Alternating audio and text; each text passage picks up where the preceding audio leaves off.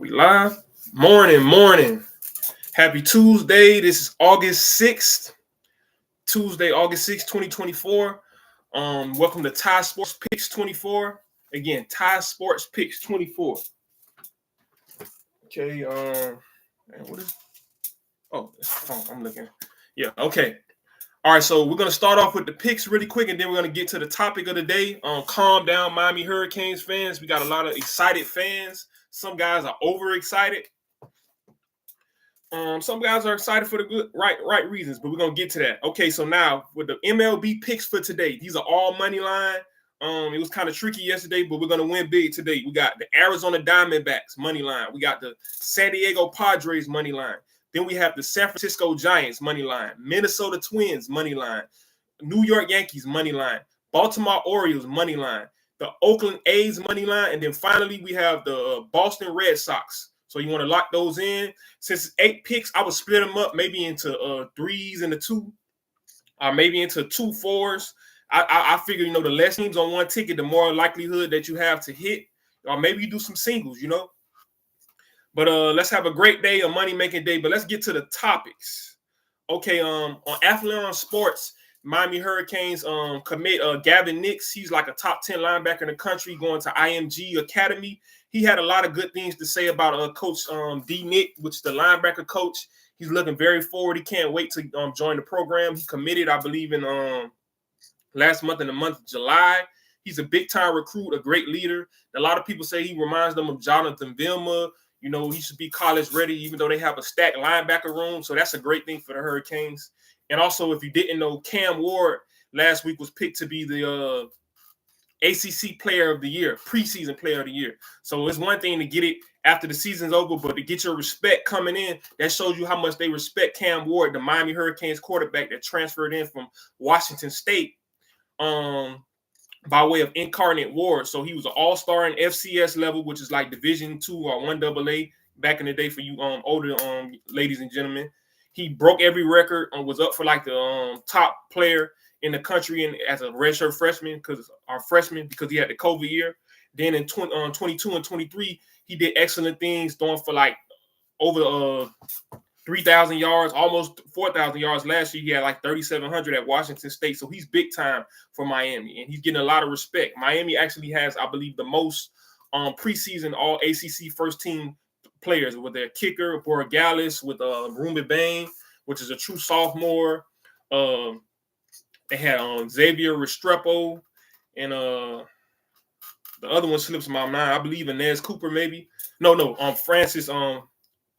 Francisco Malgoa, which is the linebacker who's also for Washington State. He came here a year ago before Cam Ward, so they're ex-teammates and they've reunited.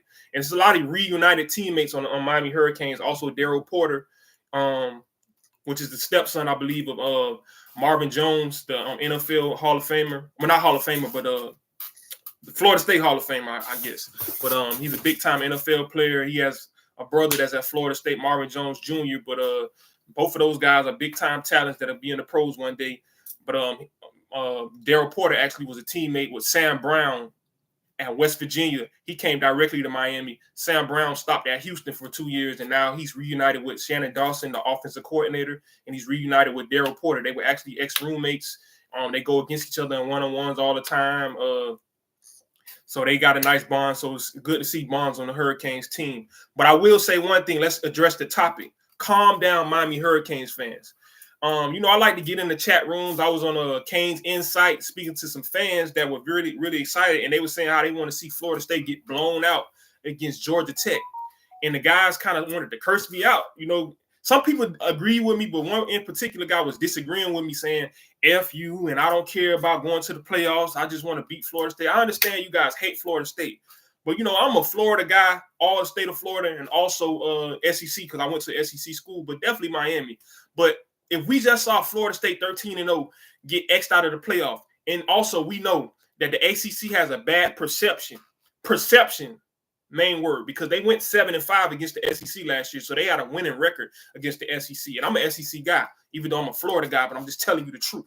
Not University of Florida, but the whole state of Florida. Miami, preferably, but the whole Florida, USF, South Florida, anything with an F on it, I'm repping for the crib. But It would be in Miami's best interest for Florida State, Virginia Tech, Louisville, possibly even Syracuse, because they have that coach from Georgia and they have a lot of top transfers. Look out for Syracuse. Only Miami Flo and a couple of other people have really spoken on it.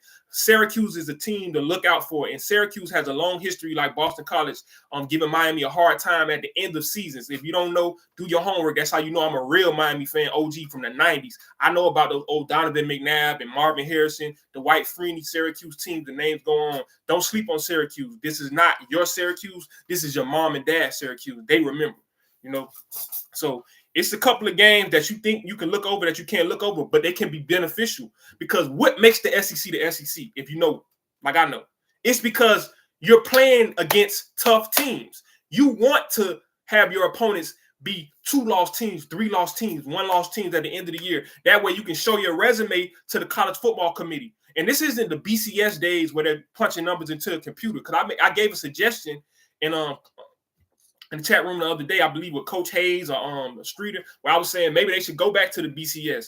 But because human beings are very biased, But if Miami has beaten a ranked South Florida team, a ranked Florida State team, a ranked Virginia Tech team, a ranked Louisville team, and in the ACC championship they beat Florida State again, or Clemson, ranked teams, that's 5 or 6 ranked teams. That's a great resume to get in the playoff and get a higher seed. Because I was looking at it today on 3 this morning.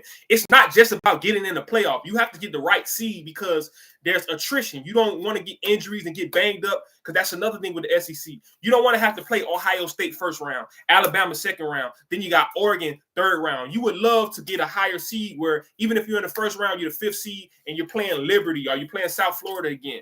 And then maybe you go play the lesser of the top 4. So maybe you play the Big 12 champ, the Utah. Not taking nothing away from Utah, because they're very physical, but I'm just saying it's an easier route to a championship in the playoff when you have a higher seed. You learn this from any sport. Now, I know college football fans aren't used to playoffs, but in high school you have playoffs, in NFL, NBA. People that follow sports with playoffs know you always want a higher seed, because you're trying to make it to the end. It's not just about beating your opponent. It's about being rested up for the next week. So you got to think with your big head. You got to think with your head. You can't think with your emotions. I'm not going to argue with the people cursing me out. I'm glad that you're responding. All publicity is great publicity. So let's move on. Spencer Rattler, former Oklahoma quarterback, former South Carolina quarterback. He's making waves at New Orleans training camp. Chris Olave, the former first-round pick, star wide receiver. He's speaking highly of him.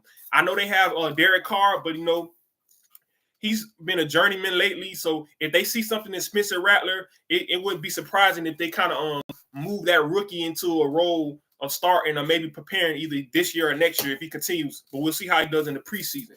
Now, the top 25 poll, let me try to find it. I had it up. The top 25 poll, the coach poll came out. So we're going to play a little game. I want you guys to get it in the comment section and let me know if you agree or not. Too high or too low? So I'm just going to read off the teams, and I'm going to give my opinion on who's too high and who's too low. Because, this is a preseason poll. A lot of people don't make a lot out of it, but I respect the coaches poll because it's similar to the NFL Top 100, where you're being chosen by your peers. I mean, we do the AP poll, but that's really just reporters and media people like me. But these are actually coaches that are coaching teams and coaching against these teams. Now, Iowa, 25. That's about right. Kansas, 24. That's about right. USC, 23. That may be a little bit too high. All right, if you want to move Kansas up or whatever, because we want to see if USC's defense is going to be adequate. If their defense is adequate, they're too low. They're too low. But if they have like an okay defense, they still may be a little bit too high, because you still can win with offense. You're just not going to win it all. Okay, NC State, 22. That might be too low. NC State's deadly. At least a 9-win team. Got to watch out for them. Arizona, 21. I could have seen them at 17, but this is a competitive year with their transfer portal. A lot of teams are senior and junior led. Texas A&M at 20, a little bit too high. I would put them at 25. Miami at 19. Let's push them up a little bit, so they're a little bit too low. Oklahoma State 18. That's great. Kansas State 17. A little bit too low. Oklahoma 16. Great. because they're in the SEC, so they're going to face a lot of tough opponents. So that's probably based on where they'll finish based on their schedule. Okay, Tennessee 15, great. Clemson 14, I have no problem with that because we questioning their quarterback, but we're not questioning the rest of the roster. So Utah 13, that's definitely too low. They're a top 10 team. I was about to say, okay, the long way. Louisiana State, LSU, Tigers, 12. A little bit too high because, again, we're questioning their defense. Clemson got a question with the quarterback. USC has a big question with the defense. LSU has a huge question with the defense also. And I've been watching their practice. I'm still not impressed. Only see the wide receivers and the DBs getting at it. Them linemen, running backs, linebackers. I don't know what Brian Kelly's doing. Don't put the videos out if you're going to show your players loafing in practice. Even Coach JB was speaking on it on the Florida Gators, my Florida Gators. You know, even though I'm a Hurricane, I'm everything Florida. He saw a drill with a tight end where the guy was jogging underneath the chute and kind of like lugged into the thing. Man, make him go back. For all of you players that's watching, our parents that have players or family members, tell them, look, this is not back in the day. You can't loaf even in practice. I know it's crazy, but maybe it's going to be for the better. You got to go hard, baby. What you do in the dark is going to come to the light, but the light is on all day long. So what you do in the light is going to stay in the light. We're not even. It's no dark anymore. There's no such thing as dark. Okay, Missouri 11, perfect. Florida State 10. I could have seen them with like a 13 or whatever. Just let's prove it. But I think they're not gonna let Florida State sneak up on them. So I'm gonna say perfect because I've been watching Florida State practice no longer than before I just started this show. They got a lot of great athletes. Mike Norvell said he has the fastest team that he's had. I would also say the most physical team. They're not as skilled as the team from last year, but if you know football, running game, defense, controlling the clock, especially with the new clock rules in college football from last year, where it doesn't stop after every first down, Florida State's going to win a lot of games just based off of being aggressive, being athletic, and being able to run the ball. No, they don't have Benson from last year, but they have a plethora of running backs. If Roydell Williams can move better, I think he's lost a little bit of weight and gained some muscle because he was kind of like sluggish last year at Alabama. But I still feel like Toa Feely, that's bigger, is going to be the lead guy. I love that freshman Cam Davis that was a 5-star, then they dropped him. If you're a 5-star, you're still a 5-star in my book. I don't believe in that. I feel like your lowest rating is your floor. Your highest rating is your ceiling. So if you were a 5-star, he's a 5-star. I don't care what they say. And then you got who else they got? Keziah Holmes. He didn't do well in the bowl game, but he has the body type of an NFL running back. But we're gonna see. But we definitely can count on Toa Philly and the freshman. He's shown well from what I've seen. So Florida State, they got to execute better, but they're going 1,000 miles per hour, and I like that because a lot of teams on these videos on YouTube, they're putting these videos out, and there's only a few teams. Colorado practices well, Alabama practices well, Miami practices well. But one thing about Miami, they don't put videos out every day, so I don't know if they pick and choose. Maybe when they don't see a good effort, they don't put it out because I heard Cam Ward speak down on some of his teammates' efforts. So maybe Miami's like, we're not gonna put any bad film out there, for recruits or for people to just pick at us. Okay, number 9, Penn State. That's kind of high. Penn State is more of like a 12, 13 to me. Can they beat the big boys? Can they beat top 10 teams? Or do they just win 9, 10 games because they beat up on weak teams? Okay, Notre Dame. No. Michigan 8. That's perfect. They got to prove it with that quarterback. Everything else is in place. Okay, Notre Dame. 7. That's cool. They'll beat a lot of people. I can see Notre Dame at 7. They lack of athleticism, but they don't lack aggression. They don't lack execution. So you're going to have to out-athlete them. And they still have athletes, and they have a smart coaching staff, too. They have the offensive coordinator from LSU last year. So, no, they're not going to have the athletes at LSU, but they'll have a line. They have plenty of time. They got a great quarterback from Duke, Riley. They go to Texas A&M week 1, so that's going to be a ranked matchup. I think some people have Texas A&M favored. I don't know because you got a number 17 against number 20. So that's already a top 10 matchup to look out for. USC is number 23. They're going to be facing LSU. So that's number 23 versus number 12. So we got ranked matchups week 1. We got Clemson and Georgia. That's 14 versus we're going to get to that. What is Georgia ranked? Okay, so Ole Miss, number 6. Perfect. They probably better than 6, but they got to prove it, baby. They won 11 games. They proved it last year. Prove it again. Okay, Alabama, number 5. So some people would switch Ole Miss and Alabama. I wouldn't, because I don't believe in the rat poison. That's not crown Ole Miss. They didn't beat Alabama. They had the same record last year. Head-to-head, Alabama won. So let's prove that we can win. Alabama has all the athletes. They have all the execution. They have the coaching. Alabama is dangerous, and they're an underdog because people are doubting them. So you got to be afraid of Alabama. I don't pick them to win the national championship, but I do pick them to surprise a lot of people. Texas. We talking about Texas. Texas. Number 4 in the country. As of now, I wouldn't doubt it. But if you saw my preview for Texas in the shorts, they're not going to end the season in the top 4. They probably not even going to go to the playoff because of the schedule they face. You know, they got a lot of dogs, and then they got the little dogs too, because you got upsets. You got to think about the SEC. Everybody thinks it's just the top teams. The teams in the middle can beat you. They don't have to win the national championship. Ole Miss has beat Alabama in a lot of times when we had 9, 10 wins. We're not a championship team, but we can beat a championship team. You know what I mean? Mike Tyson didn't only lose to Holyfield. He lost to guys that we don't even know their name. You know what I mean? But he's still Mike Tyson. He's still handle you. You know what I mean? But, all you got to do is catch him slipping. You know what I mean? Oregon Ducks, new to the Big Ten. They're number 3 in the country. I have no doubt in my mind that is correct. Oregon is probably going to be deep in the playoffs. When you talk about the coaching staff, when you talk about the facilities, you talk about the offensive, defensive line, schematically with the coaches, they also have a Georgia influenced coaching staff, with Dan Lanning and some of his guys, even had the back and forth with Georgia coach about how much NIL money they have. Stop pocket watching, stop hating. Because I heard recruits say that they don't only just go for NIL, they go for coaching and for the education, because they're understanding, $100,000 a year for 4 years is not going to set me for life. Okay, so Ohio State, big pressure on them. I would drop them to probably like 5 or 6. I don't believe in Ohio State until they show that they can beat Michigan. I don't know why people think because you get transfers that automatically means that you should move up. No, it depends on, do they fit in your system? What positions you got? Because they went and got a running back when they already had running backs.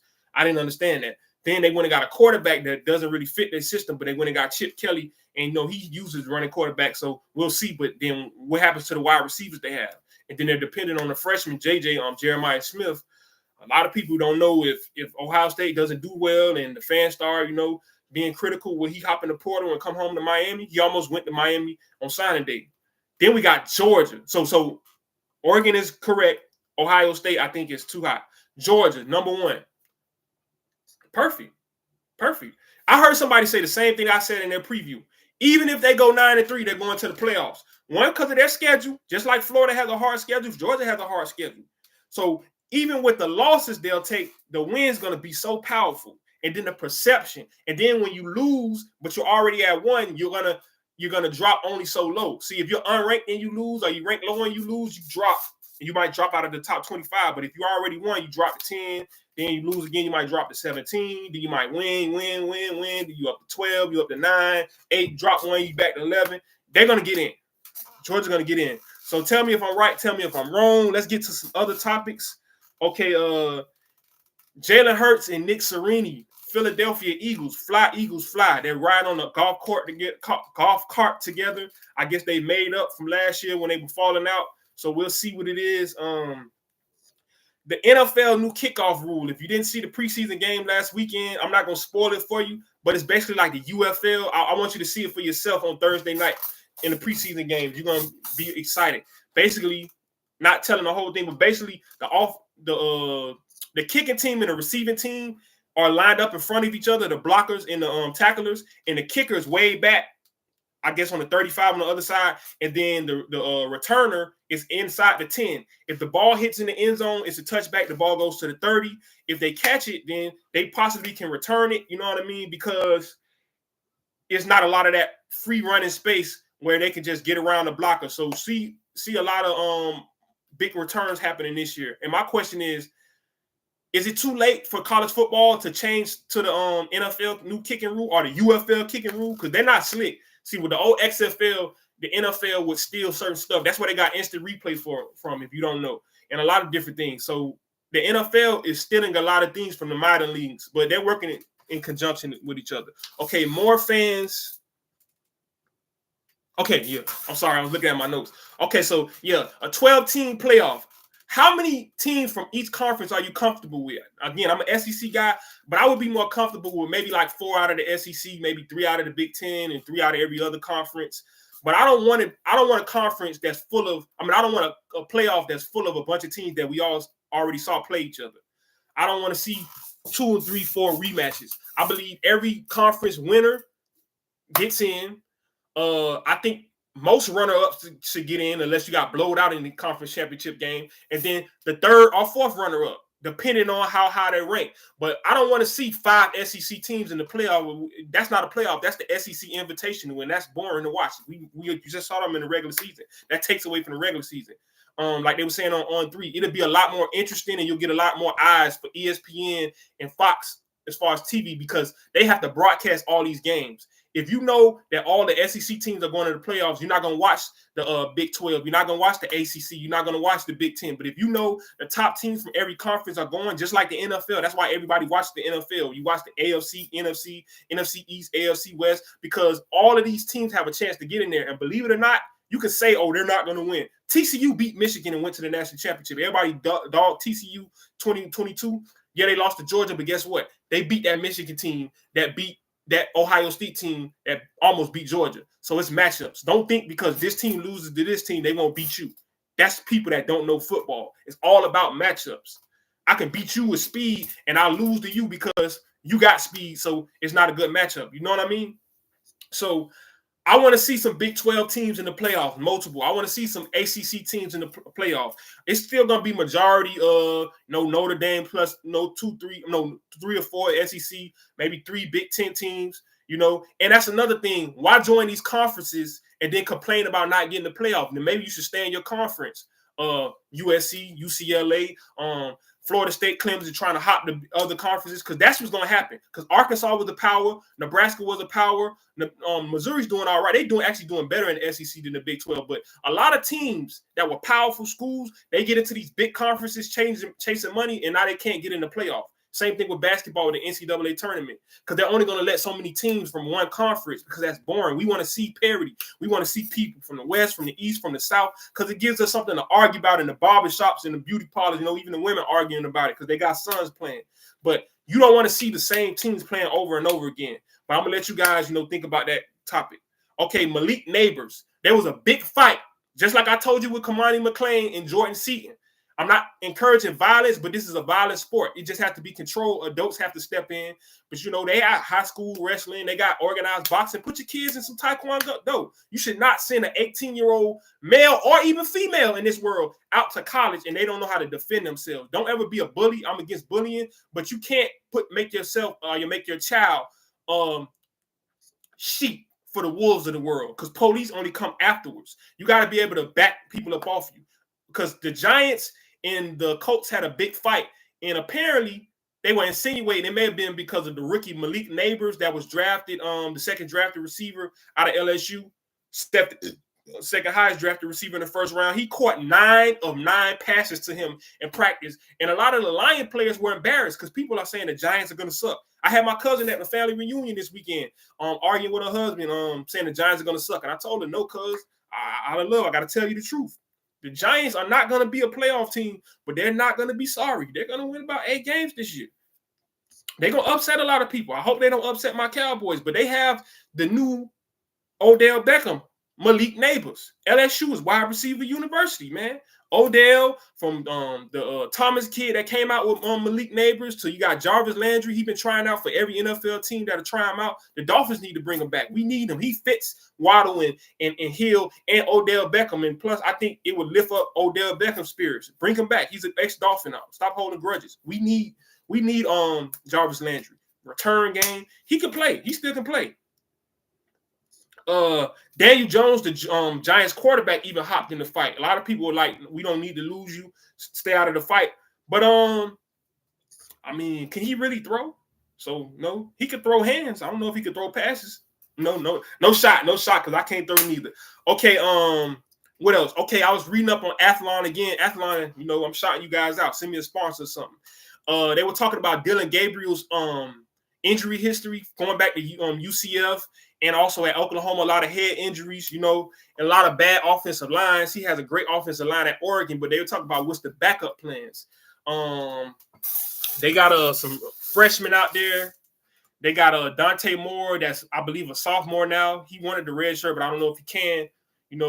Probably play like 4 games and still red shirt. But he was starting at UCLA last year, and he had almost a negative touchdown to interception ratio playing under Chip Kelly. They really didn't fit each other. Even though he can run, he's more of a passer, and Chip Kelly's more with the mobile quarterback type of thing.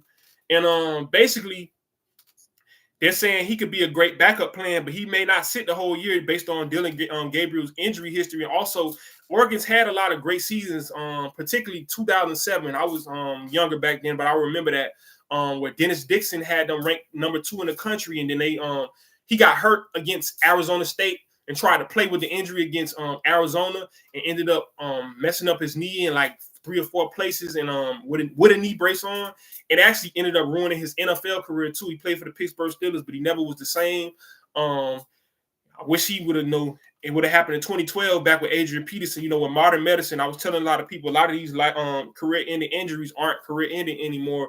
So you think about like the old Miami Hurricane, I believe Orange Bowl against Oklahoma in '89 or something.